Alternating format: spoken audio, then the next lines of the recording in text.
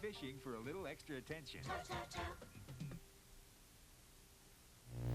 He was, I think he still is, a staff member of the Senate Intelligence Committee.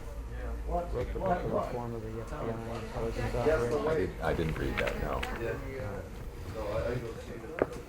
You may have one. Give me 4. We're just about out. No, we got a minute and a half, Jack, and then we got your... I'll put these in here like this, look.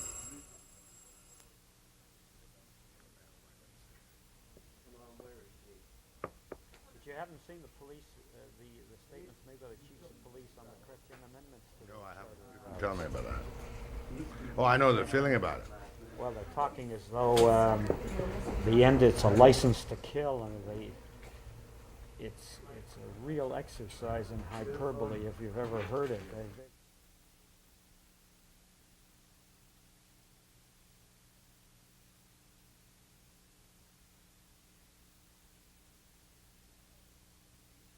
This is just a beauty shot. Well, years ago I called Canada a pleasantly authoritarian country. That's right, I got it. How do you think it's on?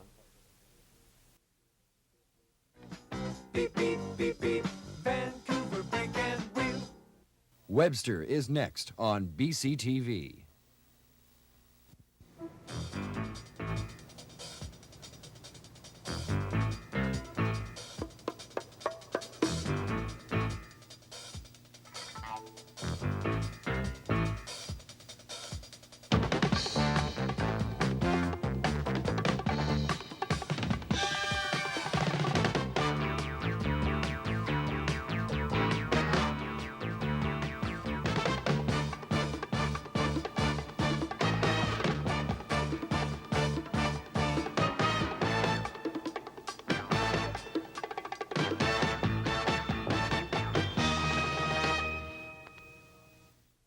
Good morning. What will happen in Canada with our constitutional crisis if the British House of Commons were to reject Trudeau's constitutional package? Will Pierre do a Hatfield and get up snittily and begin to talk about a universal declaration of independence as in Rhodesia? Would this really split the country? Lose him Ontario, lose him much of the West for sure? The British Select Standing Committee in the House of Commons, which is considering the package, has taken certain steps. And to get it accurately, I have on the telephone George Clark, the political correspondent of the Times of London. George, is it correct that Kershaw's Standing Committee is going to allow, or will eventually allow, the provincial governments to put in their amendments much to Trudeau's annoyance? Good morning, Jack. Morning, George. Yes, that is the implication of what they say, although, of course, they are hoping desperately that the difficulties now experienced by Mr. Trudeau with 6 at least of the provinces will be ironed out in Canada before any request comes to London. Has in fact Trudeau has not yet sent his amended detailed package to London? That is why the report to the House of Commons has to be, in some ways, hypothetical. But they do make 2 very important points. One is that in a situation where you have 6 of 10 provinces opposed to the federal proposition, it is completely novel, and as Sir Anthony Kershaw said, it presents Parliament with a totally new situation. Well, has the British Parliament got any right to look behind Trudeau's package, whatever it is, and say the original BNA Act allows us to accept amendments and not accept Canada's federal wish? That's a key question, and the committee face it quite firmly and squarely. They say that the British House of Commons will have to take account of 2 very important factors. One is whether the request has the support support of a substantial number of provincial governments and provincial peoples. And if it does not, then the House must look at it very carefully. In addition, they say that it would be constitutionally questionable as well as politically undesirable for the United Kingdom to be asked to carry legislation quickly in order to preempt the decision of the Canadian courts. Indeed, says the committee, that could be interpreted as involving the United Kingdom in improper intervention in the internal affairs of Canada. Now, that was a very important statement because it is advice to the House of Commons and to Mrs. Thatcher, too, that it would be unwise to expect MPs at Westminster to approve Mr. Trudeau's proposals on the boards if they come through in the form which they now have. Now, Trudeau made his snippy response yesterday, relying, as he did while you were in the country over here, George, that he expects the three-line whip from Trudeau, and not his words, doesn't expect any nonsense from a House of Commons opposing Margaret's three-line whip. Is that a logical and reasonable position for Trudeau to take? No, I think that Mr. Trudeau has to reckon with the Statute of Westminster and the request which the Canadians made in 1931 for the British Parliament to act as trustees or guardians to the federal structure of Canada. Yeah, I know the trustee argument, but the question really, George, is will Maggie push it through, or will she let the committee have its way? Or can she just say, pass the damn thing and get rid of it? No, my opinion is that some very strong messages are flowing from London towards Ottawa, warning Mr. Trudeau and the government that there will be great trouble in the House of Commons and in the House of Lords if the proposals come through in their present form. Today, for example, Sir Anthony Kershaw was asked about that, and someone said, we've been told that there are members of the House of Lords with 500 amendments ready to put down. Do you think that's feasible?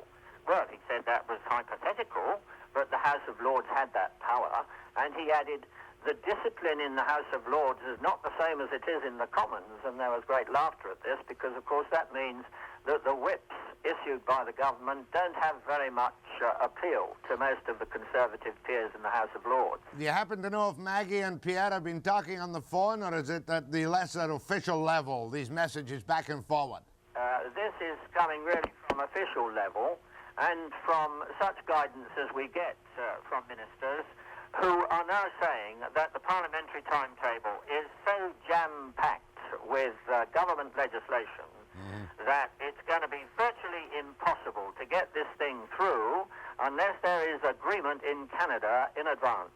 Well, the July 1st deadline looks kind of dicey for Pierre, doesn't it? Pardon? The July 1 deadline he has set looks kind of dicey. Well, the deadline has been slipping, hasn't it? It was January at one time, and now it was March, and now it looks as though the budget is coming, and we should be buried in legislation, and there won't be time for a Canadian bill which is opposed in both houses. It would take a great deal of time to get rid of it. When Hatfield, the Eastern Premier, made his funny little speech about UDI, Universal Declaration of Independence, was that just ignored in London? It certainly wasn't. It was noted with a certain amount of horror and alarm, because the last thing we want to do as legislators and politicians and political men, for that matter, here in London, is to harm relations between this country and Canada. One of the first things the committee said in their report was that they regretted that the United Kingdom MPs had been put in this position. Good. George Clark, Times of London, I'll call you as it gets worse or better. My thanks to George Clark, political correspondent. Oh, by the way, have you met Rupert Murdoch yet? No, I haven't met Rupert Murdoch yet. As you know, I met my former owner, and he proved to be right in one respect. What's that? When I met him in Toronto, he said, you know, you've got your dismissal notice this morning, but regard it as a scrap of paper. You'll be able to tear it up before March the 14th. Well, I hope he's right. My thanks to George Clark of the Times of London. Well, it looks as though that was right. Good. Thanks, George. Much obliged. Bye-bye. All the best. Now, from the sublime, if you can call the British House of Commons sublime, to the ridiculous in the legislature of British Columbia, which certainly can be called ridiculous from time to time, I'm going to give you a little mathematical equation. It seems that this man Mayor, who kind of rushed away from his health portfolio and is now a backbencher, is about to resign his Kamloops seat at a meeting in Kamloops at 1:15 today. What does that do to the balance of power in the BC government? I'm going to show you.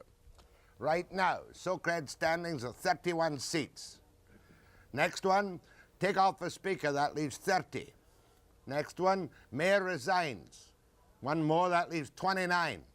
Next one, there are a couple of doubtfuls. There's Kemp, who's making noises about sitting as an independent, and there's Jack Davis, the ex-cabinet minister, who is very critical and blunt about the transportation and coal development policies of the government, and who knows.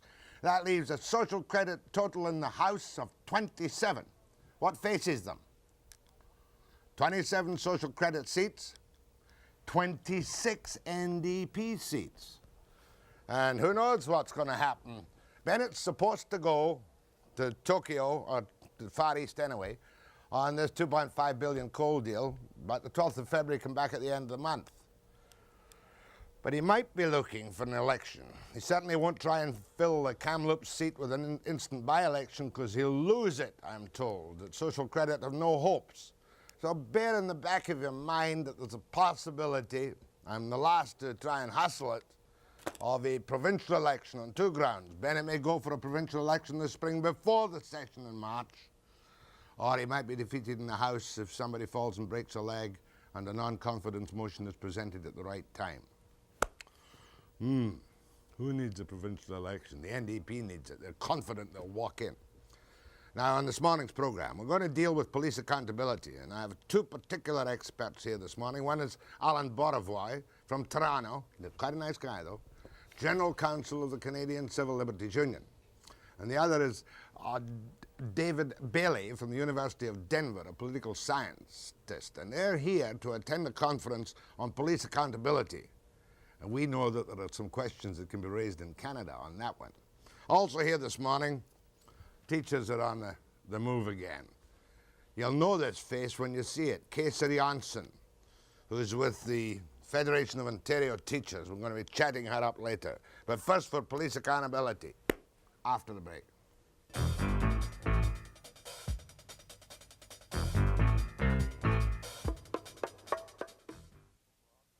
The Faculty of Law at UBC is sometimes useful for ordinary people as well. And they've arranged a high-pressure conference starting today on police accountability. And I think it'd be good to ask Alan Borovoy of the Canadian Council, give me the proper name. Canadian Civil Liberties Association. I know if we concentrate, you'll get it right. I want to ask you, Alan, and you've been in the forefront of the fight all the way through, just how bad or how poor police accountability is in Canada. And I'm not even going to mention barn burning, dynamiting, agents provocateurs, mail tamperings, Operation Checkmate, Operation Featherbed, or the fact that no Mountie has been charged as a result of the MacDonald Commission inquiry. Well, by asking that kind of question, you leave me almost nothing to say. Say it anyway. Well, I think that's really one of the key problems, though there are many others, is that since October of 1977, there have been revelations, allegations, outright admissions that members of the RCMP have committed burglary, theft, arson, mail opening. As of this date, where are we more than 3 years later, not a single charge has been laid or disciplinary measure been imposed in respect of all that wrongdoing. What would have happened? That is hardly a state of police accountability. What would have happened in the United States if these kind of allegations of political interference, no doubt about it, even if it were separatists? In part, it's not so much political interference. As far as the political branch of government is concerned, it's been political inaction. It has been the failure of those responsible for maintaining civilian control to exercise that control. That's really part of the problem. What they did was dump the whole thing onto the lap of the MacDonald Commission. And where that commission has an important role to play in assessing what the situation might be for tomorrow, it should not be used as the substitute for normal law enforcement. Why do we have to have a royal commission to tell us whether to enforce the law where there's evidence of wrongdoing? We've got things in Canada like the executive privilege during the McCleary trials, whereby key documents are never produced in public or in court. Yep, we have that. There's an amendment sitting in the House of Commons now, hopefully that will deal with that problem in the new Freedom of Information Act. Hopefully that will get through at one of these stages. And what is the attitude of our Prime Minister, Mr. Trudeau, whose whole career has been based as a lawyer and a political scientist and a man sensitive to freedom in all its aspects? What has his response been, said he, looking at your brief? Thanks for the setup. He's made some remarkable statements. When the incident first broke, the incident about the RCMP break-in against the Parti Québécois, when they went in and stole the membership lists, took out the membership lists, he said, well, after all, the police have to have some opportunity. If there's a bomb going to go off in a building, they have to be able to go in. What citizens would complain if they used a crowbar to force their way in to get at the bomb and defuse it? As though, is he trying to suggest that the break-in against the PQ was designed to avert an atomic explosion? I'm not sure. What he does is he invoked the most fatuous analogies in response to the specific allegations of law-breaking and somehow managed to connect them when they really weren't connected. And I think what he really did was confer an aura of legitimacy around the practice of police law-breaking. And that ultimately is the most dangerous thing. To put Professor Bayley in the picture, I should really put it to you, we've had incredible scandals, I'm the first to admit, but I probably take somewhat of the average Canadian apathetic attitude. Well, the Mounties are decent people. Your accountability of police, are you happy with it now in the United States? I don't think we are. We've had too many scandals ourselves. I mean, we have cycles of scandals every 20 years in our major police departments. How can you be happy with that situation? I tend to go towards the political things, or at least in the Watergate affair, despite the attempts to cover up, your system succeeded, did it not, in cleaning up Watergate? Yes, it did. But after all, this was a cataclysmic event. It's hardly the normal law and normal civilian control working. I mean, what Watergate really shows, what things can become so bad that the dike breaks. But what you've got to look at, as it seems to me, is what happened in the FBI for perhaps just 20 and 30 years, where you have under Hoover a systematic pattern of abuse of law. It seemed to be getting worse. And what I think is interesting is not what we did in Watergate, but was in 1975 and 76 a decision by senior bureaucrats, really, to say we're not going to have the FBI do certain things. And as a result of that, I think the FBI, to a substantial extent, has been turned around in the past 5 years. That's more invisible, but far more significant. In other words, what you've got to watch out for is a kind of a systematic policy which allows human rights to be violated in the name of law enforcement. And that, I think, has been stopped. Is that what we've had, a systematic policy to allow violations in defiance of human rights? I'm very interested in those remarks, because you've had almost the complete reverse in this country. As the Americans moved to zero in on the FBI misconduct, they narrowed the mandate of the FBI, the guidelines laid down by Attorney General Levy, which restricted the scope of the FBI's investigative power. In this country, we were broadening the scope of the RCMP's investigative power. If you ever look carefully at the mandate that the federal government gave to the RCMP in 1975, it contains the kind of loopholes that you could really drive a truck through, that gives them all kinds of broad intelligence gathering, investigative authority, devoid of any situation of criminal conduct. Surely you have the same thing, or have had the same thing, or still have the same thing in espionage and the CIA. Well, the CIA is not supposed to work within the United States. They're supposed to work abroad, although there were some abuses there. But the FBI handles our counterintelligence and subversive searches. What was the worst period recently in the United States of individual human rights violation? Would it be Martin Luther King? Yeah. It's a period roughly from 1964 to 1974, both against civil libertarian people, or civil liberties people, and against the anti-war movement. Professor David Bayley from the University of Denver and Alan Borovoy of the Civil Liberties Association. I think we're going to do a little comparisons here now, after the break.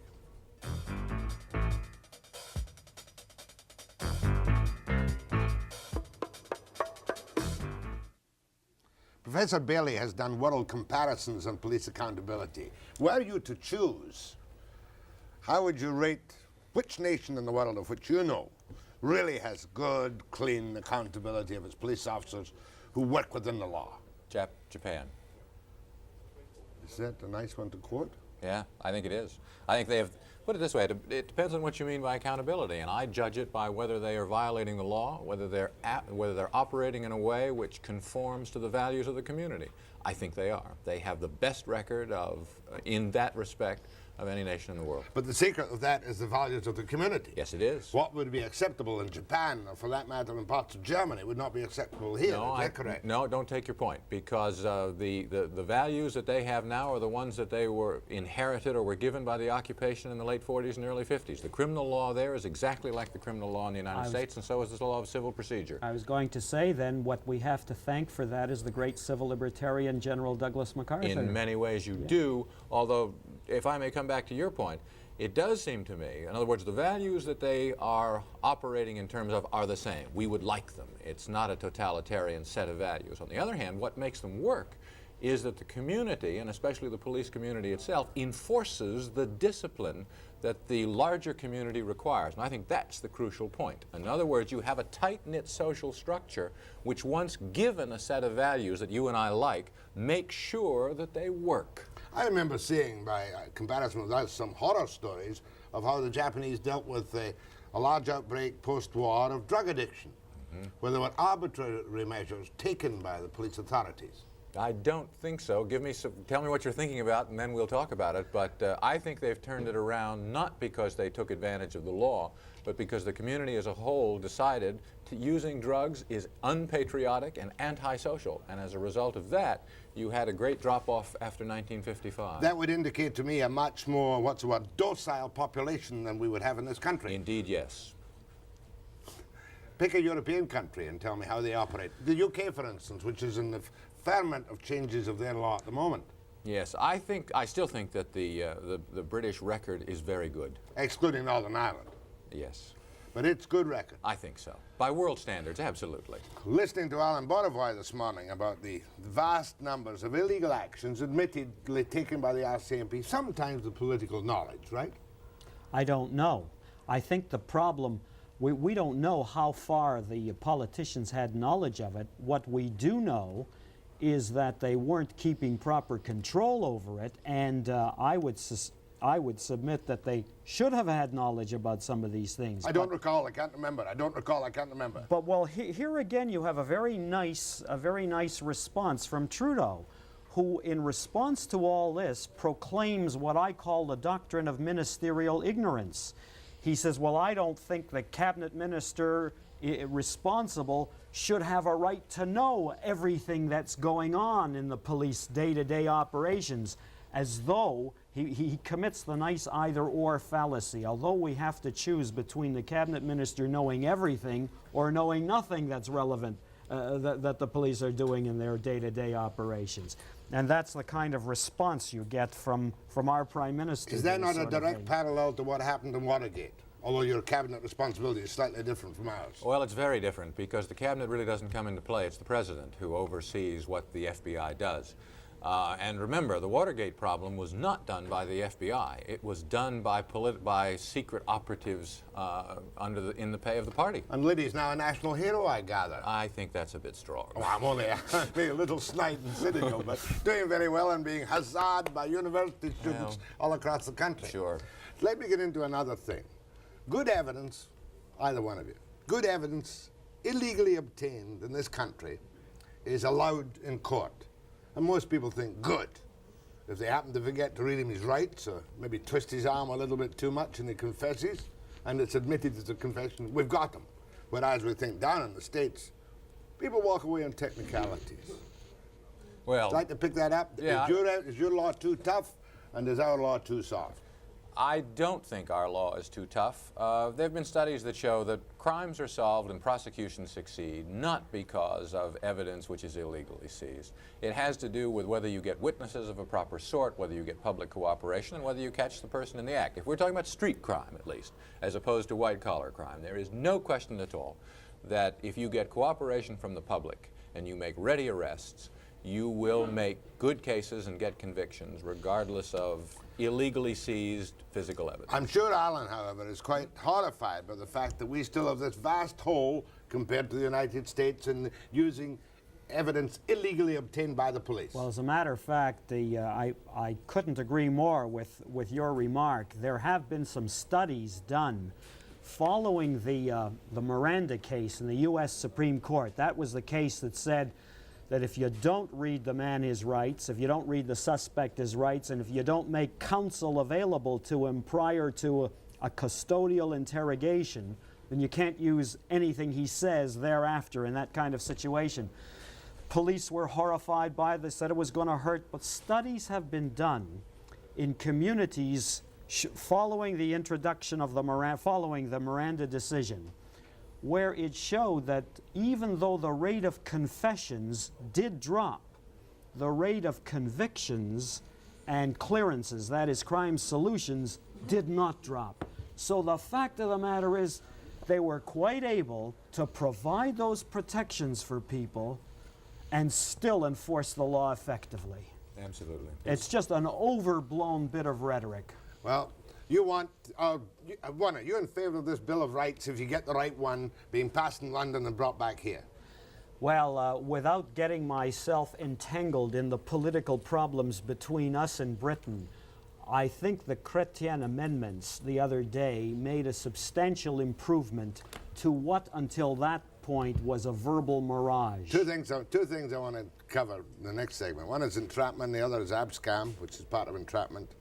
And the fact that you have a constitutional Bill of Rights and we don't. And people like myself, old-fashioned, stuffy, bit of a British background, I'm afraid of judges. I'd rather have a rotten politician perhaps changing my laws than a judge. After the break.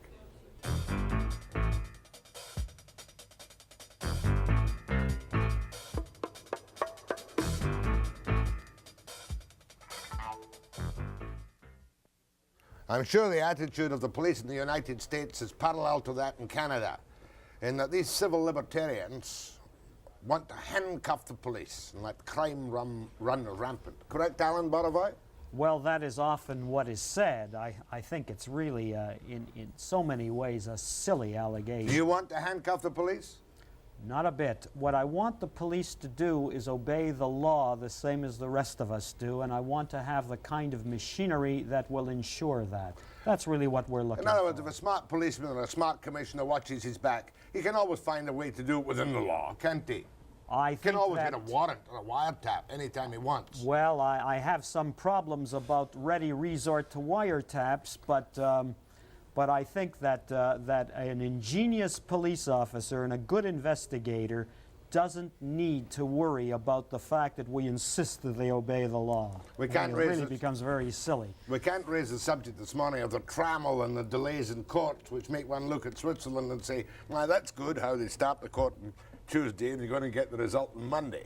Well, at that point, you're going to have to start criticizing lawyers as well.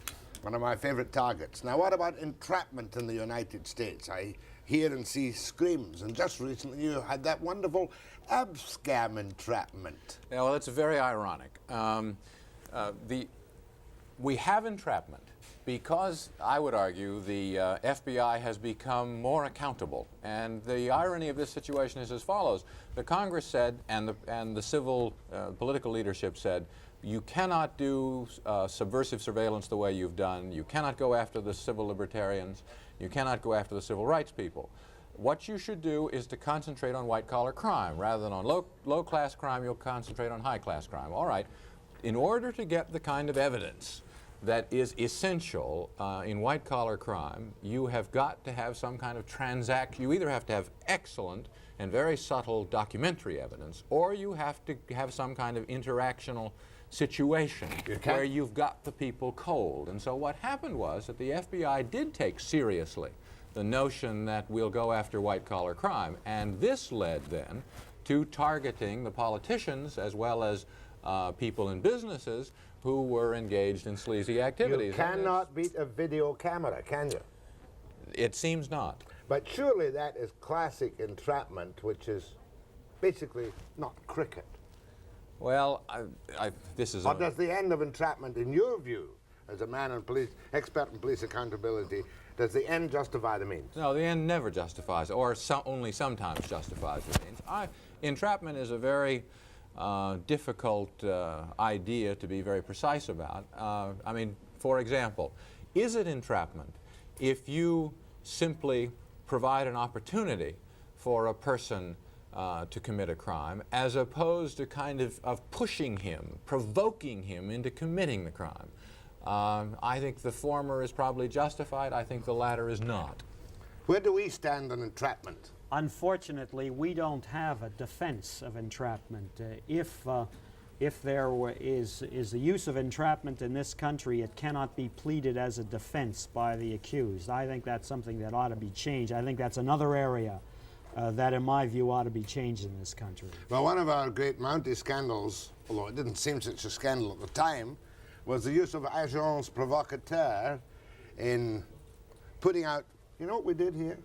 When either before or during some of our kidnappings, and we had one murder in Quebec, the Mounties propaganda section put out false and phony propaganda releases allegedly issued by these secret cells of the FLQ. Was that what we did? Yeah, that was part of their disruptive tactics in the security area. That the FBI did all kinds of things like that too. It would be nothing new. What they did is they issued false communiques allegedly on behalf of a former terrorist and spread it throughout the community in order to foment dissension. They also apparently got some psychiatric evidence against Trotskyite leader and sent that out to some of his comrades in order to foment dissension there. That would not be an offense on the face of it in this country. The second one, there may be some problem legally. The first one, I don't think so. But the mere involvement, the infiltration, and the disruption per se is not an offense. And indeed, it's called for by the rather wide mandate that the RCMP has been given. It's interesting that in the United States, as they moved to restrict those activities, in the United States they were called the COINTELPRO activities. They stopped them from doing that. In this country, they were giving the Mounties a specific mandate to do that sort of thing. Where do you stand in the United States on the interception of mail other than espionage? It's not supposed to be done. Was done, no doubt. Was done. Still done here. Well, it's not supposed to be done. It has been illegal. It was done for many years. We are told that it was stopped a couple of years ago. The Solicitor General has been making noises about introducing through Parliament a bill to provide for it. You see, the man in the street, take me as a man in the street, certainly a professional lowbrow. If somebody's going to send in 2 ounces of heroin from Bangkok in an envelope, one's instinct is to open the mail, check it, and nail them. That's a breach of civil liberties, is it? Is it? Sure, certainly. Is it? Well, I think there's a question that if you talk about getting a judicial warrant, you might not have the same quarrel with that. But if you don't? And here, too, you have an interesting problem. Now, we don't have a mail opening power even for that at the moment in this country. And there is an argument, in my view. I'd be hard put to quarrel with the idea of some kind of warrant procedures to seize contraband in post. I'd have some trouble resisting that. But you know what they did when they were talking about a mail opening power? The government's bill on this a few years ago went beyond the seizure of contraband, and they start talking about a mail opening power to inspect communications. Even though the Mountie witnesses before the MacDonald Commission said they wanted it primarily to seize contraband and not to look at communications, the government bill didn't stop. Right now, this MacDonald Commission, which has been going on for months and months and months, much in camera, allegedly has prepared its final draft, and all we'll get is an emasculated copy of that report. Right, Alan? I'm afraid so. Would you have that problem? No, I don't think we would, because we had a congressional investigation, and it was all published. You see, thanks to your Freedom of Information Act, we had a big story in this country recently. The Canadian forces cooperated in the testing of the defoliant Agent Orange in New Brunswick, I think it was. Yeah. But thanks to yours, we'd never have known. I want to compare the Constitution and the common law That's the advantage of being next to the United States. after the break. We have some advantages.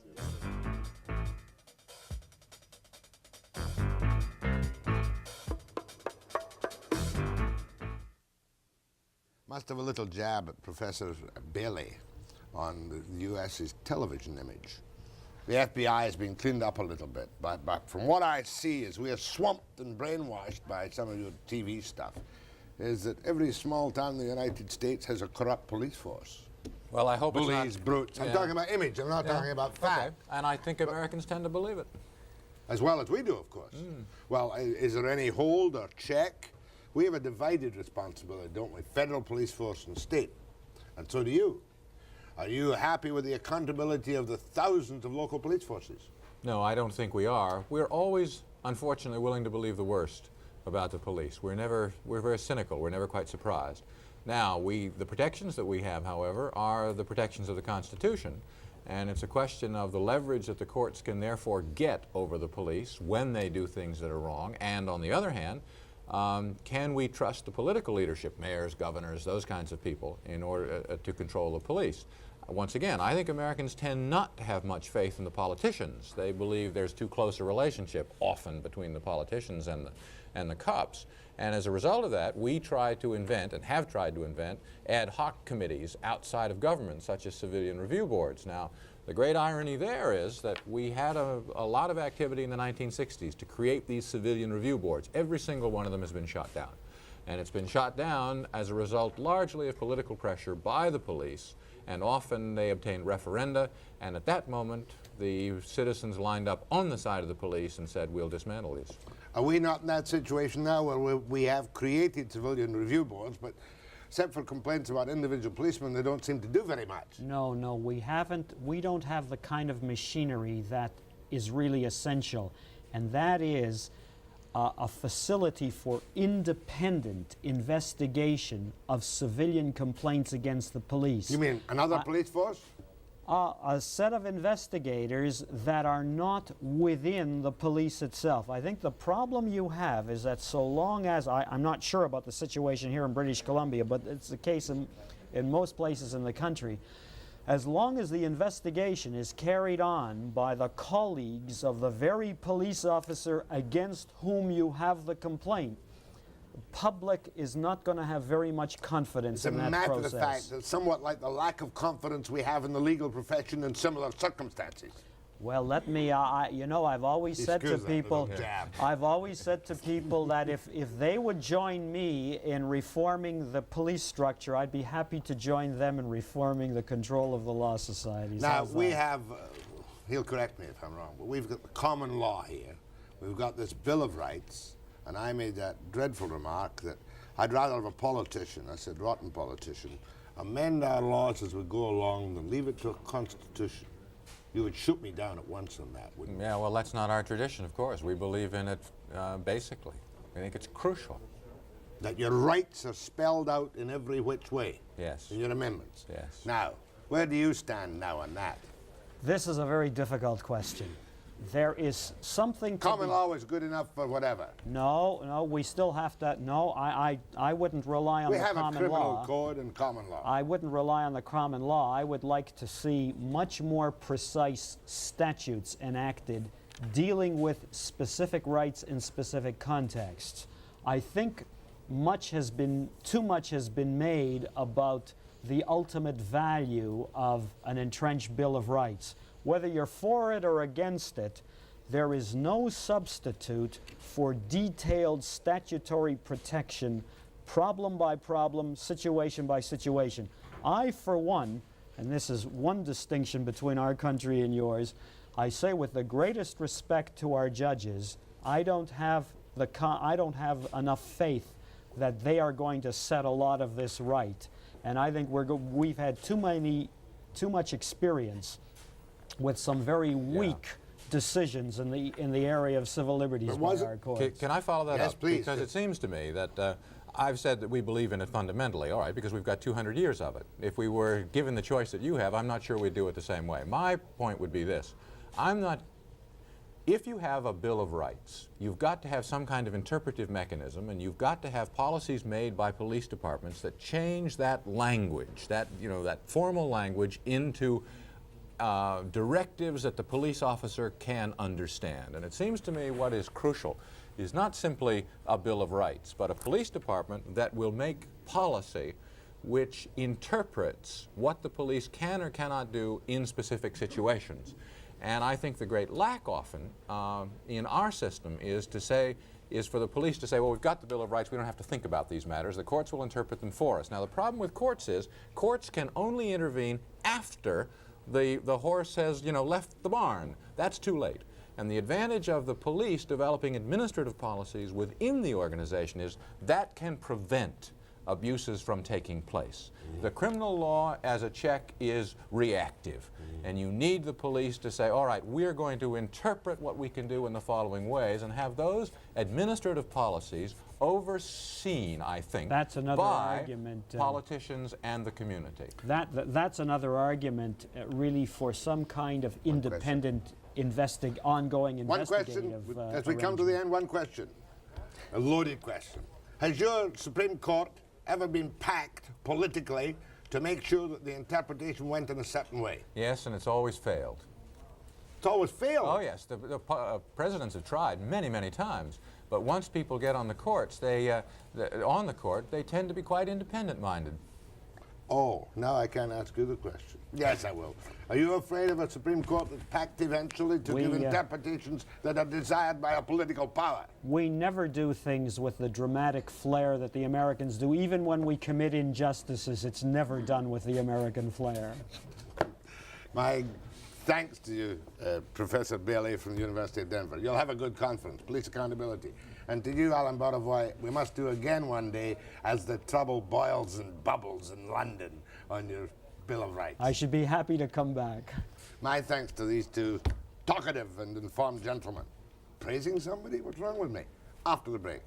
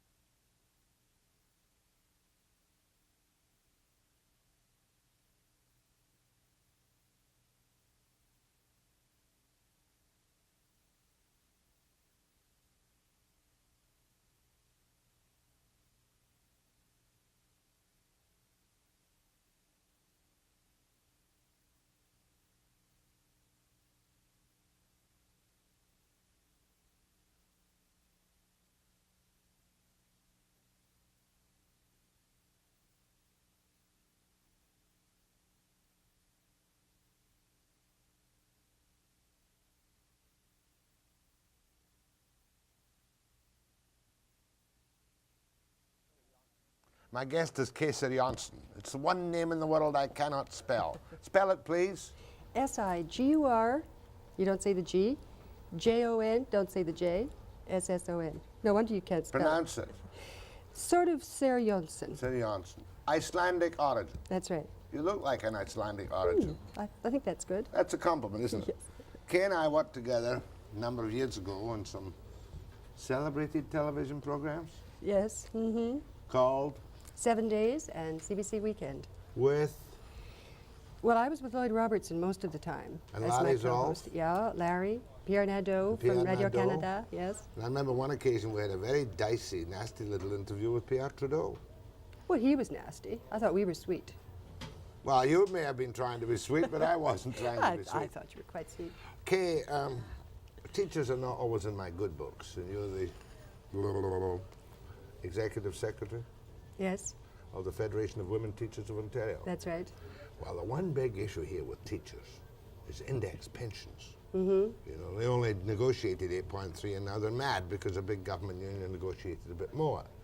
Is that your principal worry in Ontario, index pensions for well-paid teachers whose salaries will double in the next 5 years, while a working man without a pension will see his salary cut, his pension cut in half? Well, that's a loaded question. Sure, we're worried. Everybody who works is worried about indexed pensions because of what inflation's doing to our income. I don't know about teachers in BC, but our salaries in Ontario are certainly not going to double in the next few years. I meant pensions. Pensions, because of escalation, you mean? Because of indexing. Mm-hmm. Do you have indexing? Yes, we do. That, however, is an issue in BC that I'm really not competent to No, talk about. it's not even fair of me to throw it in your teeth. Not really. I don't know the details here. But I do know there are, said he nicely and pleasantly, some very legitimate concerns about the limited scope of bargaining which teachers are allowed in British Columbia. Basically, they can't even bargain for their pensions, basically. They can only bargain for their wages and go to arbitration in certain things. That's right. What about the rest of the country, including Ontario? We are able in Ontario, and so are quite a number of the other provinces, to bargain for virtually everything. What our law says is that we can bargain all terms and conditions of employment. That means everything. I mean, you want to bargain the temperature of the room. We don't do that, but we could. The BC teachers, strangely enough, in a province that in lots of ways is very progressive in labour legislation, have the most limited legislation in the country. As you say, they're able to bargain only straight monetary items, salary and bonuses, as they're called, which are really fringe benefits. Nothing else. That's right. Now, what should they be bargaining? And Well- what have you bargained for? I believe there are some voluntary agreements here about working conditions, whatever that may be, or learning conditions. Mm-hmm. What have you got? Because you've been brought out here, I understand, to teach them how to expand their bargaining and tell them what they should go for. Not at all. I wouldn't dream of telling teachers in another province what they should go for. What I'm going to be talking about is what we do in Ontario, and what we think is good about it and what's bad. For about 6 years now, we've had legislation that allows us to negotiate working conditions. So we negotiate class size, which is, of course, the real key to learning conditions in the schools, especially in, I think, the elementary schools where classes were very large. Supervision, hours of work. I mean, all workers have negotiated hours of work Oh, forever. but teachers work from 7 in the morning till 7 at night and do all these extracurricular You're things right. for nothing. You're right. Oh, no, they don't. Teachers have pretty long working hours. Now, when you say class size, the class size in this province is set down in an arbitrary financial measure, really, by the provincial funding. Now, how can you negotiate class size? I mean, could you negotiate down to 1-on-1? I'm being extravagant for a reason. Well, we certainly haven't tried to do that in Ontario, but I think in BC it's a particularly big issue because it isn't very long ago, 7 or 8 years ago, that BC had the largest classes in public schools in the country. And for a rich province like this, I think the teachers and everybody else apparently thought that was disgraceful. And so through political campaigns and lobbying and so on, the teachers have been able to reduce class size considerably. The point, however, is that they haven't really been entitled to bargain it. They've had to go sort of back doorways, lobbying, and so on. And I think now they're simply asking to do it the sort of dignified way that other workers do it, and that is through collective bargaining. All right, what class sizes have you negotiated in Ontario? Is it school by school? Oh, yeah, school board by school board, yeah, and they differ tremendously.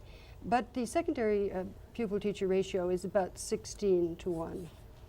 16 to 1. Ours is way higher than that. I know that. BC's, Figure of yeah. 23.1 or 24.1 comes to me right now. I'm not sure of the exact figure, but it's certainly much higher than ours. Well, do you have a shortage of teachers in Ontario because of your class size? No, we certainly don't, but we have a totally different social situation, as you know, with people pouring out of the province and coming out here, as a matter of fact. So the children are leaving. We have declining enrollment. We have a surplus of teachers. What about English as a second language? Are you able to negotiate that problem at all? Because I was talking to some parents the other day, very nice parents, very reasonable parents, and in this one classroom, or in this one school, 60% of the pupils have English as a second language, and in that particular school were 52 dialects and languages which were spoken by the English second language people. Yes. Are you able to cope with, and obviously our system needs great help on this and is not getting it. Yeah, I think that's certainly one of the three thrusts, really, that we have on class size. One is English as a second language, because we now have, in the city of Toronto, for example, 50% of the children are either born out of the country or come from homes where English is not spoken. That is, their parents were born out of the country. So we want small classes for those children to learn in, and also withdrawal classes where they can learn English as a second language. Secondly, we think, and I'm sure the teachers of BC would feel the same way, that we need far more special education for children with special learning problems, either the learning disabled or the gifted, you know, kids who don't learn at the average rate. And third, of course, we have a great interest in and push for the teaching of French to English-speaking students, and that requires smaller classes and specialists. More with Sigurjonsson from the Federation of Teachers of Ontario. That's close enough. I can't get things right this morning. It's because it's Friday. After the break.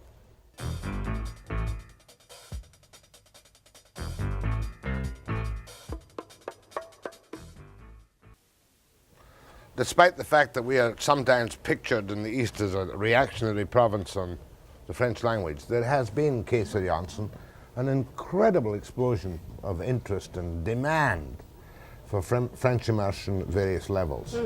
Now, your province has just been categorized as kind of, your premier has been categorized as kind of gutless and whatnot by refusing to go for French as a second language in Ontario. In your opinion, should he have done that, or should he still do it as an official language in Ontario? Yeah, I'm personally in favor of that. I can see that he probably has political reasons, with an election coming up, no doubt, within a month or two, to play to what he regards as his constituency, who might be opposed. With the approval of the federal Liberals, who don't want to lose any Liberal seats. Right.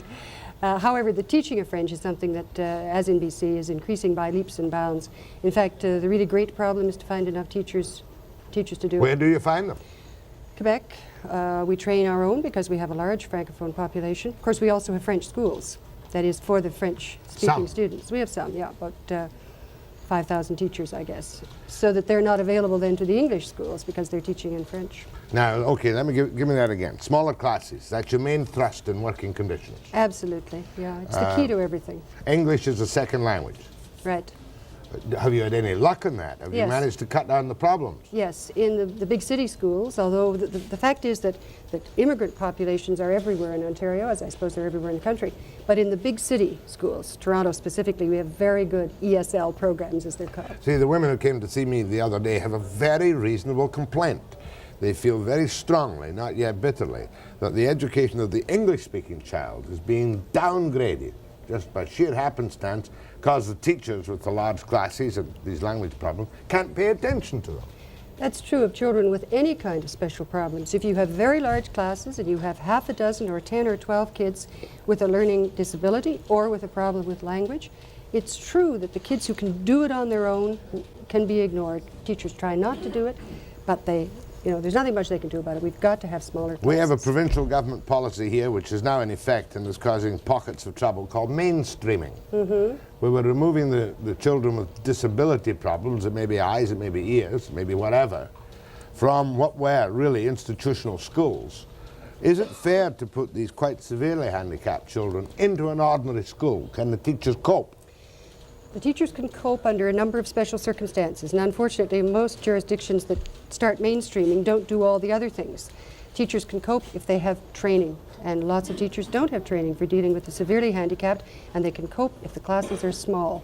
Yeah, but what success have you had in negotiating additional help for teachers in mainstreaming, as we call it here? Considerable success. I think for example?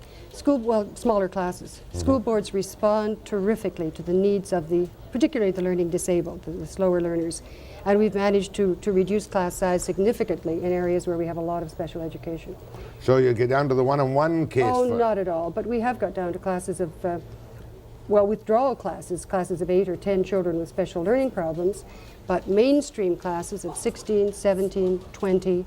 City of Toronto, for instance, has a special program, what they call the Inner City program, for children often with multiple problems, poverty and sometimes language and so on. And they make a special effort and pour funds into keeping classes down to 20 or 21. So really, Ontario, even under Davis, so the tradition has done much better by this than I believe British Columbia has. Unfortunately, I think we've begun to fall back in Ontario. We had a kind of peak period, I think probably in the middle 70s, where we were doing wonderful things in the schools. Now there's less money, there's less emphasis, less priority on education. I think it's a terrible mistake, because at the end of the line, you pay for whatever you didn't pay for earlier. Your kids with emotional problems and so on. One of the standard stories, and being in the business, you know what I mean by a standard story, is every year we do a piece based on UBC tests that 46% of, I'm just stating it kind of bluntly, 46% or 51% of those high school graduates entering university are functionally illiterate, not competent in the English language. Do you have the same results? Oh, sure. Yeah. Do you believe them? I don't believe them. What I find really entertaining is that the universities often then test students as they graduate and find them at the end of 3 or 4 years at university similarly functionally illiterate. So I think maybe we're taking some of the wrong people into universities, and it's certainly true that we're taking such a high percentage of youngsters into university.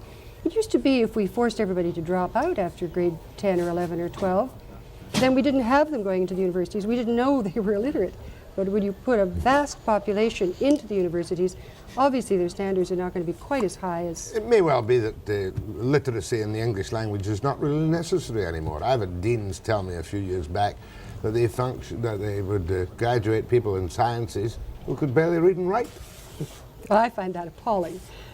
Now, extracurricular activities of a school nature kind, are they negotiated by you? No. Supervision, games, drama, or involvement at night time, is this still to be left to the wish, the voluntary action of the teacher, or do you negotiate all the things you do outside of the classroom? We negotiate supervision, but not extracurricular activities. That's lunchtime supervision. That's right. Or Noon soccer hour supervision. or bus, loading of buses. We have kids coming by. There are thousands all over Ontario to school by bus. All of that's negotiated, sure, because that's hours of work. But extracurricular activities are voluntary. And as a matter of fact, one of the favorite forms of strike in Ontario is what is called work to rule, and that is simply cutting out extracurricular activities. And entertainingly enough, those strikes are much more unpopular than total withdrawal of services. I know that, because it upsets the working mother. Well, it upsets the kids. They miss football and, the extracurricular activities. Well, I'm sure if the BC Teachers Federation takes your advice, they won't do too badly. Thanks very much. I'm glad you're not here to whip them up in pensions. My thanks to Sigurjonsson. Next, something different.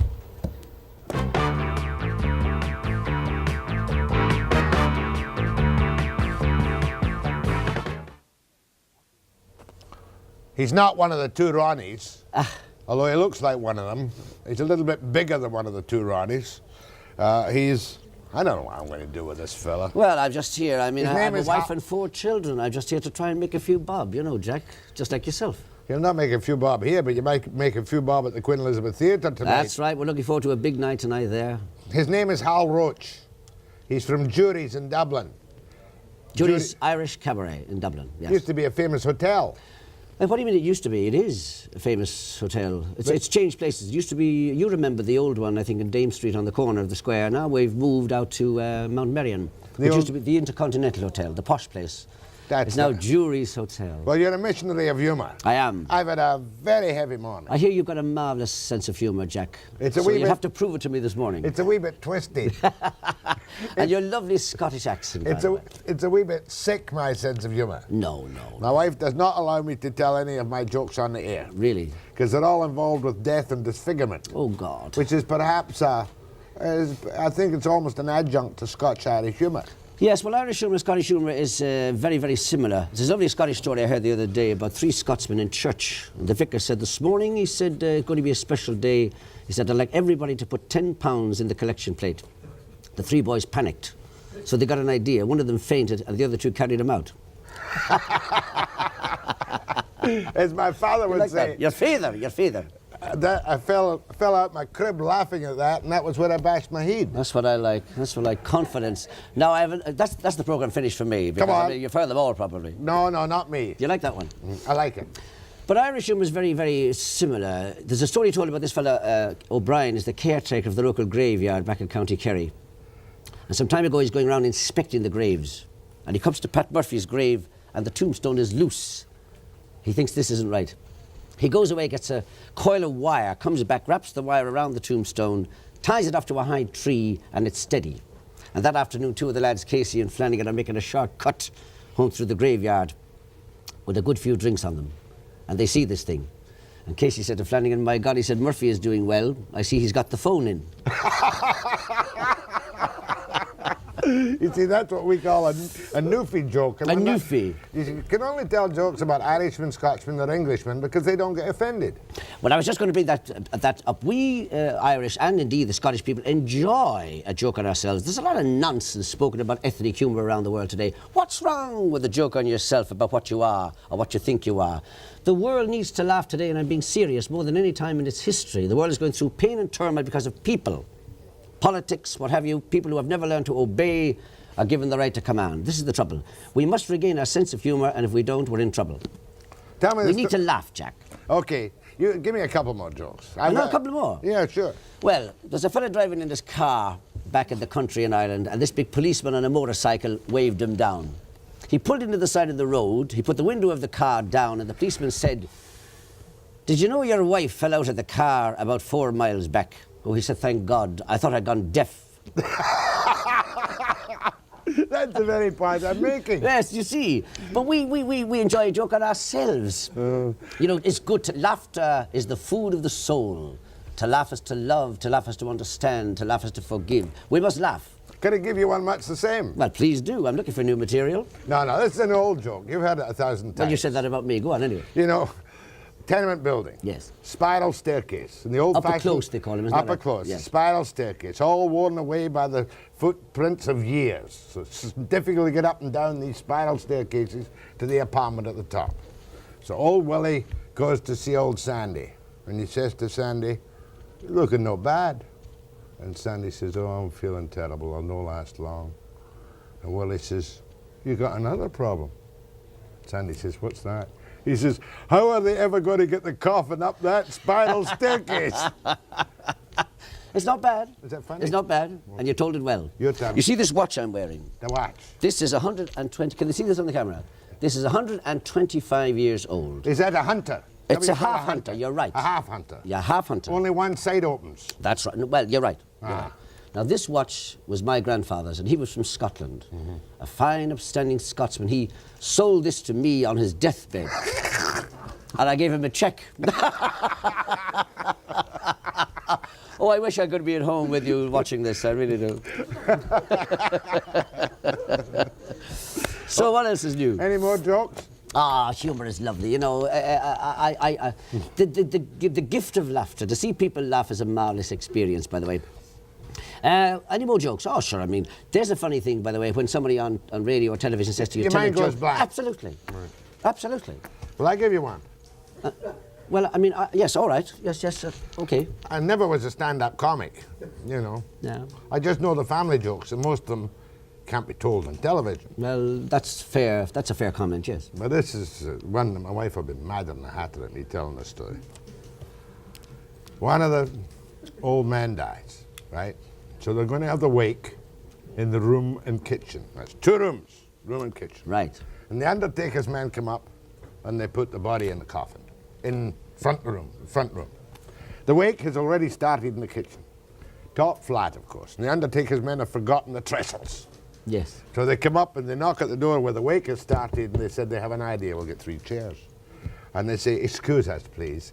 Can we please have 3 chairs for the corpse? And they all say in unison, hip hip hooray, hip hip hooray, hip hip hooray. But you know, wakes are great media for humour back in Ireland.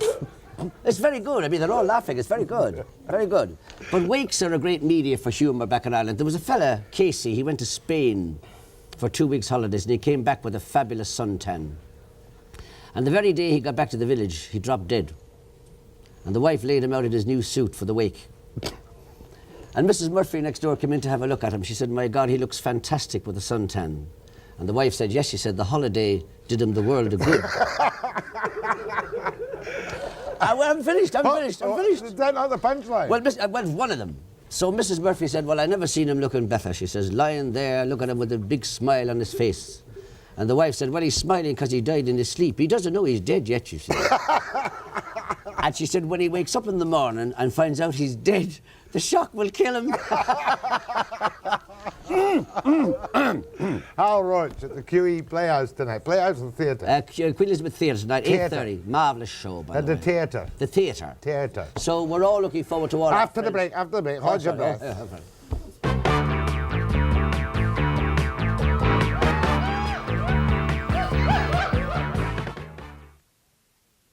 Now, we're back. It's up to you.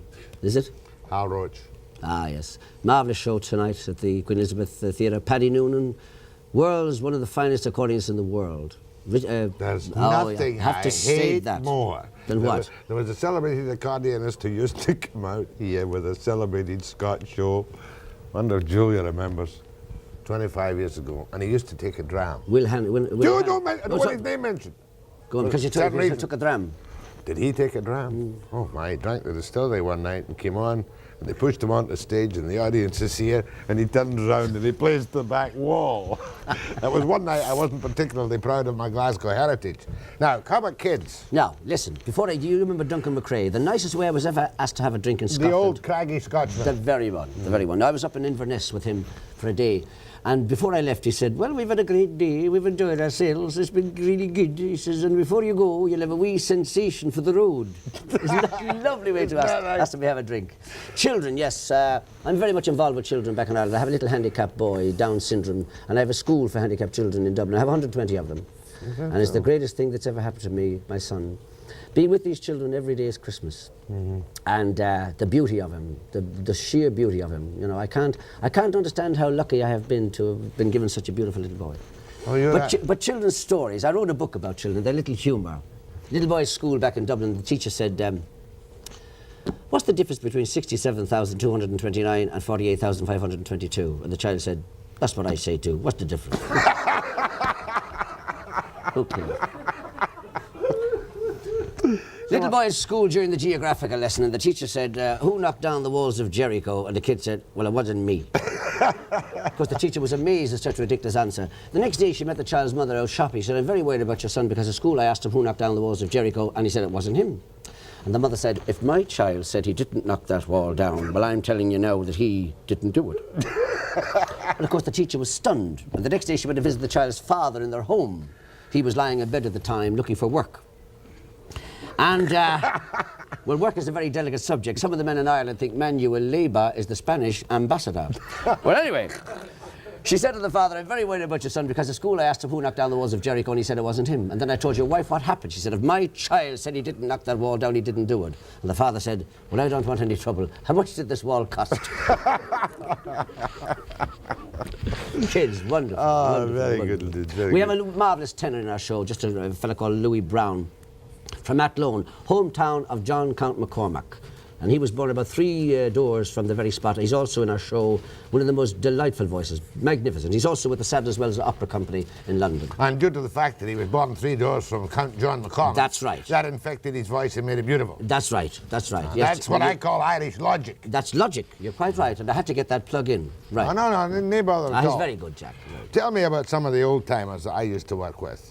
Well, you remember, of course, Jack, Tommy Morgan and Lex McLean. They all played in the Pavilion years ago. I remember playing in the old Metropole in Stockwell Street which got burned down. I remember playing in the old Metropole at Great Western Road. Tommy Morgan was a famous Glasgow comedian. Oh, fantastic, yes. And then there was Lex McLean. And of course, you have some of the greats today. You have Stanley Baxter, one of the greats of all time. I think he's fantastic. I think this man is... I don't think he's reached his zenith of his potential. He's older than you, for well, of goodness course, sake. I mean, but I don't think he is. I'm over 50. Trying to think of another joke. If I can't think of a joke, Well, you've got to jokes, think of a the jokes are joke. fantastic. You like jokes, do you? Oh, yeah, very fun. Well, let me tell you, New York. I'm living in New York. Well, I don't live there. I do a lot of work. I just did Dial-A-Joke for the telephone company. Dial-A-Joke, yes. Made $3 million last year, Dial-A-Joke. You did? I didn't make that. I haven't got a light. But, no, Dial-A-Joke is big. You're telling me that you record jokes Yes. for and Dial-A-Joke That's right. And people ring for the up. telephone company in New York. That's right. Okay. Drink. 9993838, which goes out all of the month of March, by the way, and it's a very successful thing. But in New York, the things that happened in New York, I went to Macy's shopping, to the men's department. So I said to the man, can you show me the cheapest suit in the store? He said, you're wearing it. And, oh yes. Yeah. 9993838. On March. Give me one. Can you remember any of them? Oh, yes. This fella, Casey, was a vegetarian, and when he died, there was a big turnip at his funeral. Big turnip. That's a dreadful joke. Terrible. Terrible joke. I can't think of any more jokes. No? Indeed. Oh, well, no. Can we talk about, what can we talk about? Humour again, so necessary to our lives these days, Jack. Do you know, statistically proven, the world is forgetting how to laugh. What's that one about the guy going through the graveyard with a drink in him? He's an Irishman. And he fell into the grave. No. No. Have you got one on that? Well, you tell me yours first. And old Clutie, Satan, Yes. the devil, appears in the dark behind and says, you're a terrible man coming through the graveyard at midnight with all that drink in you. He said, if you keep up like this when you die, you'll come straight to hell with me. And the old Irishman pulled himself up and he said, well, it'll not be much of a shock, old Clutie, because I'm married to your sister. Have I time to tell you one about the Yes. Pope in Ireland? Yes. Well, Pope John Paul came to Ireland with this great message of peace. I had the great privilege of meeting the man, and what a sense of humour he had. But there's a lovely story told about him when all the religious in Maynooth College were waiting to be presented to him, the nuns and the priests and the cardinals. And for a bit of fun, they were discussing the possibility of what nationality our Lord might have been, outside the obvious, of course. Some said he could have been Spanish, some said he could have been French, he could have been Italian and German and what have you. So they decided they would ask the Pope himself when he came in. So His Holiness came in and they said, Your Holiness, for a bit of fun we were discussing the possibility of what nationality our Lord might have been, outside the obvious. And the Pope said he was Irish. And the Cardinal said, well, Your Holiness, how do you make that out? And the Pope said, well, who else would be 33, single, and living with his mother? Very good. Hal Roach, you've been a jam. Jack, it's been lovely The meeting brightest you. thing of all week. Thank you Queen very Elizabeth much. Theatre tonight. Tonight, 8:30, Great Irish Night. Hal Roach, Yes, Jack. R-O-H-C-H. That's right. Thank you, Hal. God bless you. Give my regards to Scotland. I certainly will. After the break. We love you.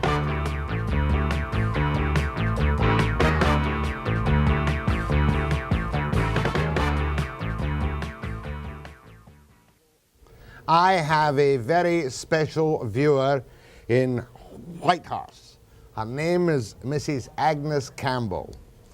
And tomorrow, January 31st, there she is, when she was 24 years of age, about 1905, right? And there she is last year on her 99th birthday. And Agnes Campbell, who's living in the Norman D. Macaulay Lodge in Whitehorse, will be 100 years old tomorrow. And God bless you, Agnes. Apparently you watch me and enjoy at least some of the program each and every day. She went by Oxcart from Brandon, Manitoba to Rapid City, Manitoba about 1884. And the team of oxen, and she talks about it, who pulled the cart were named Buck and Bride. 80 members of the Campbell family will be there. Happy birthday tomorrow, Mrs. Agnes Campbell. Gladys, Monday. Monday That we're was going nice, to talk. wasn't it? Yeah, we're going to talk about pain on Monday, Oh, yeah. and also talk with Sammy Davis's wife Ultivies. Sounds good. The Irishman was great this morning. Monday, 9 a.m. precisely.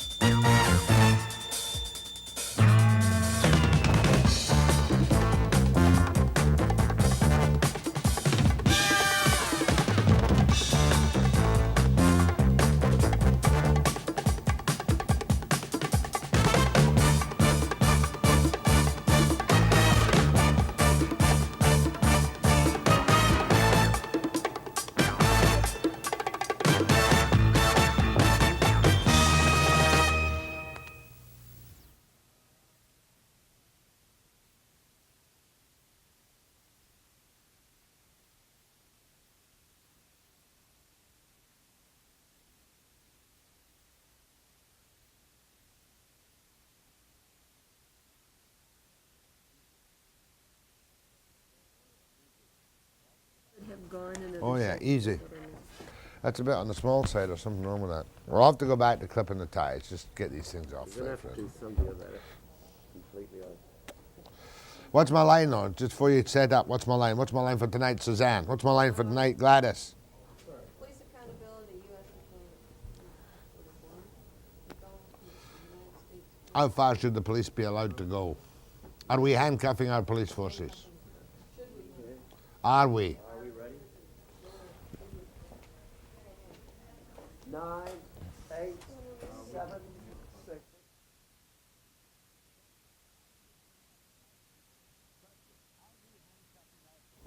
Question, are we handcuffing our police forces?